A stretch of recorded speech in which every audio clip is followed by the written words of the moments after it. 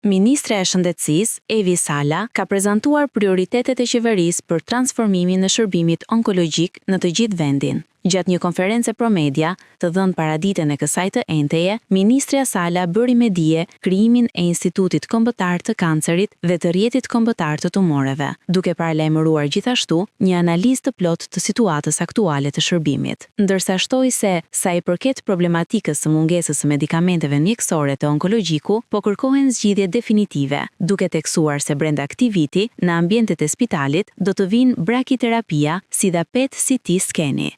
Së pari, reformimi i shërbimit onkologjik. Siç e kam thënë disa herë, është një prioritet kombëtar.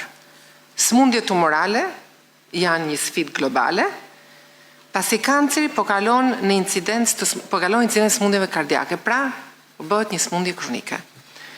Për këtë arsye, 2026 është viti i riorganizimit të plot të shërbimit onkologjik. Kemi ngritur grupin e punës për krijimin e Institutit Kombëtar të Kancerit dhe Rjetit Kombëtar të Sëmundjeve Tumorale. Kemi nisur analizën e plot të situatës aktuale, siç thash, diagnostikimi është një fillim shumë i mirë.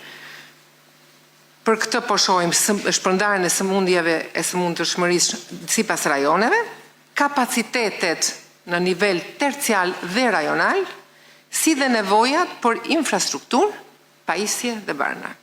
Trajnimi i stafit për leximin e ekzaminimeve të PET scan, ndërkohë problem ekzistues është aparatura e brakiterapisë, e cila brenda vitit do të instalohet e re, moderne, dhe do vihet në punë fal bashkëpunimit gjithmonë me Agjencinë Ndërkombëtare të Energjisë Bërthamore. Ministrja njoftoi gjithashtu vendimin e marrë në QSUT për ngritjen e një qendre të specializuar për kancerin e gjirit, ku pacientët do të trajtohen nga qendra multidimensionale me ekspertizë të specializuar. Doja të ndaja sot me ju vendimin e miratuar një ditë më parë në bordin e QSUT-s për ngritjen e qendrës së gjirit, ajo që quhet breast unit në të gjitha spitalet ndërkombëtare. Kjo do të krijojë kushte për trajnimin me qasje multidisiplinare për pacientët e prekur nga kanceri i gjirit.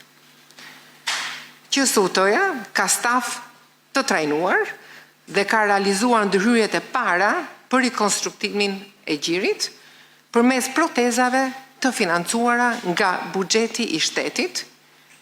Kjo i paraprin qasjes son për të mbuluar rastet e vajzave dhe grave që kryejnë heqjen e gjirit, duke i lehtësuar jo vetëm traumën fizike, por traumën psikologjike përmes vendosjes së menjëhershme të protezave.